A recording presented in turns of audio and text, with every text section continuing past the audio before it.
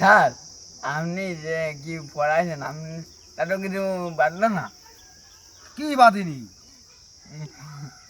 12টা বছর ধরে পড়ালাম তোমার কিছু বাদিনি এইটা তো বাদেছে।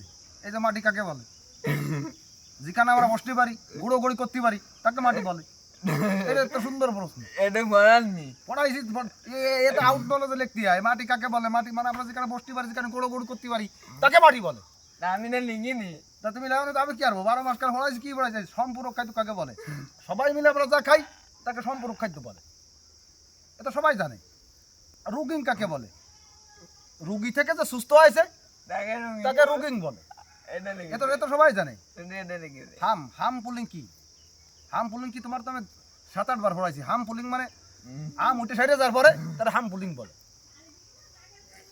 সব করা আছে। গো খাদ্য কাকে বলে? মানুষ খাইয়ে যে খাদ্য ফেলিয়ে দেয় তাকে গো খাদ্য বলে। আমি না লিখিনি গরু রাখাই তাই খাদ্য। কোন প্রশ্নটা আসেনি দেখো তো? আবহাওয়া কাকে বলে? যে জিনিস শরীরকে ঠান্ডা করে দেয় তাকে আবহাওয়া বলে। কোন প্রশ্নটা আসেনি তুমি দেখাই দাও তো আমাকে। এই যে ভূমিকর্ষণ কাকে বলে? ভূমি যেখান থেকে ক্ষয় হয়ে যাচ্ছে তাকে ভূমিকর্ষণ বলে। বীজ কাকে বলে? বীজ, এই প্রশ্নটা তুমি উত্তর দিতে পারবা। বীজ কি লিখছো? বীজ কাকে বলে? কি লিখছো কাউ দিন? বীজ মাটিতে ফেলাই দিলে গাছ হয় তাকে বীজ বলে।